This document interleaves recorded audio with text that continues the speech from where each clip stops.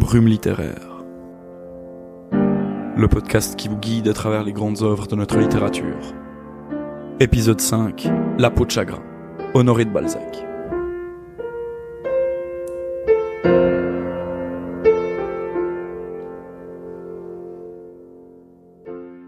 Balzac.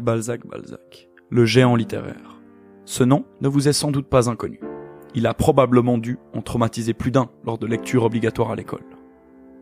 On a souvent l'image de cet écrivain comme étant le maître des descriptions interminables, expliquant, pendant plusieurs pages, la structure d'une cheminée. Père Goriot, nous te saluons. Mais Honoré de Balzac est bien plus que cela. Il a eu un énorme impact dans la littérature et a marqué le monde d'une pierre blanche. Et nous verrons aujourd'hui l'une de ses grandes œuvres, La peau de chagrin. Mais de quoi parle ce livre datant de 1831 ? Balzac nous présente d'abord le personnage principal, Raphaël de Valentin, à Paris en 1830. Celui-ci, après avoir perdu ce qui lui restait d'argent, souhaite se suicider. Bonne ambiance. Ruiné par la société, il veut mettre fin à ses jours, mais désire le faire à une heure propice. Pour faire passer le temps, il se rend dans un magasin d'antiquités. Après une description délirante de ce lieu, il y découvre une peau d'animal. L'antiquaire lui annonce qu'avec cette peau, chacun de ses désirs se réalisera. Mais qu'elle se réduira à chaque nouveau vœu. Sceller ce pacte avec la peau ne vient pas sans risque. Sa disparition par la réduction signifie la mort de son possesseur. Notre héros, désespéré, accepte l'objet. Il n'a plus rien à perdre. Le deuxième tiers du roman présente les raisons du malheur de Raphaël de Valentin. Les conditions politiques et une femme l'ont poussé à sa ruine. Désespéré par l'impossibilité de sa relation avec Féodra, il sera poussé par Rastignac à une vie de débauche qui conclut sa ruine. Ah, l'amour. La dernière partie revient dans le présent, et tout va très vite. La peau se réduit au fil des désirs de richesse et d'amour de Raphaël, jusqu'à devenir minuscule. Il tente de recourir à la science pour étendre le chagrin, mais c'est mission impossible. L'objet magique semble ne pas réagir aux lois de la physique. Il tente de s'en débarrasser, mais en vain.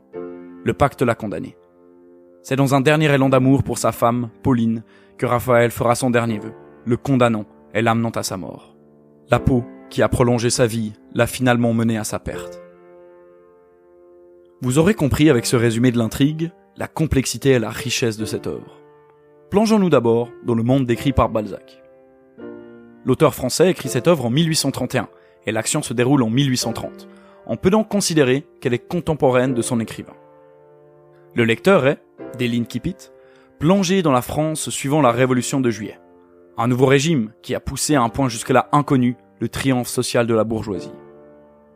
Alors que d'autres, comme Lamartine ou Victor Hugo, croient aux mutations positives des révolutions, Balzac, lui, ne voit que le changement de camp de l'oppression, rien d'autre. Pour illustrer cela dans La peau de chagrin, Balzac se sert d'une de ses habitudes littéraires, la création de types. Ces personnages, plutôt que d'être des individus singuliers, représentent souvent des styles de personnes. On peut citer les divers types des collectionneurs, dans Le Cousin Pons, celui de l'ambitieux avec son fameux Rastignac, ou encore le provincial qui cherche une fortune à Paris avec Lucien de Rubempré, que certains d'entre vous connaissent de l'adaptation cinématographique des Illusions perdues. Ici, le personnage qui est typifié est Raphaël de Valentin. D'abord anonyme, il n'est identifié qu'après l'acquisition de la peau. Le type général se personnalise en un homme, mais il ne cessera pourtant pas de représenter tout son type. Comme le montre la particule dans son nom de famille, il s'agit d'un aristocrate, mais pas de n'importe lequel.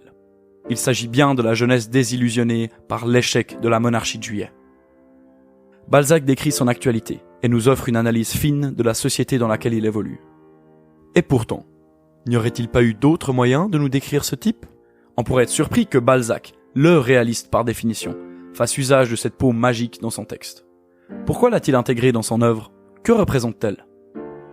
Elle est au centre de l'intrigue, donne son titre à l'œuvre et la prolonge même en repoussant le moment fatal de la mort du personnage principal. Dans ce roman, tout est réaliste. Le décor, les vies décrites, le contexte historique, tout comme les sciences expliquées. Il n'y a que la peau qui revêt cet aspect magique et qui donne à l'œuvre son côté fantastique. Mais l'est-elle vraiment ? Pouvons-nous prouver que sa magie opère réellement sur le personnage ? Eh bien, pas exactement. Pendant l'entièreté de la lecture, et même en refermant le roman, on n'est jamais complètement sûr de rien. Prenons quelques épisodes dans lesquels le pouvoir de la peau intervient, ou peut-être pas. La première chose que Raphaël désire est un festin. Et voilà qu'en sortant du magasin d'antiquités, il rencontre des amis qui l'emmènent à une fête pour l'inauguration d'un nouveau journal politique monarchiste dans un hôtel particulier. Deuxième chose, pour prouver à un ami sceptique que la peau est vraiment magique, il fait le vœu d'obtenir 2000 livres de rente. Le lendemain, il apprend qu'il est l'héritier d'un oncle décédé en Inde.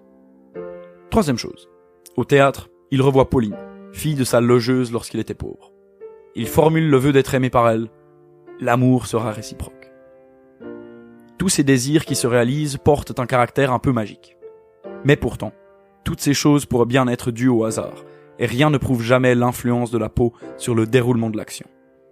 Ça paraît peut-être un peu tiré par les cheveux, et pourtant. Un second point qui soutient cette hypothèse est la possible folie de Raphaël de Valentin. En effet, dans la scène chez l'antiquaire, il est pris d'une rêverie. Les tableaux s'illuminèrent, les têtes de vierges lui sourirent, et les statues se colorèrent d'une vie trompeuse. À la faveur de l'ombre, et mise en danse par des fiévreuses tourmentes qui fermentaient dans son cerveau brisé, ses œuvres s'agitèrent et tourbillonnèrent devant lui. Chaque magot lui jeta sa grimace. Les paupières des personnages représentés dans les tableaux s'abaissèrent sur leurs yeux pour les rafraîchir. Chacune de ces formes frémit, sautilla, se détacha de sa place gravement, légèrement, avec grâce ou brusquerie, selon ses mœurs, son caractère et sa contexture. Les terreurs de la vie étaient impuissantes sur une âme familiarisée avec les terreurs de la mort.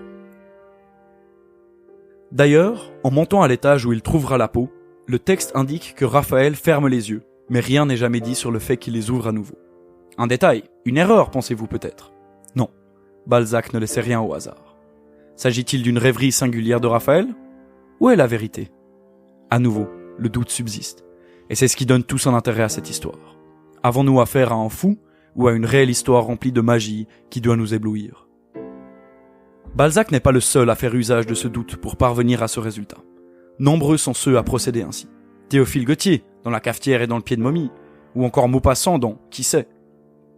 Le procédé est aussi repris plus tard dans le 7e art, dans des films comme Shutter Island ou encore Inception.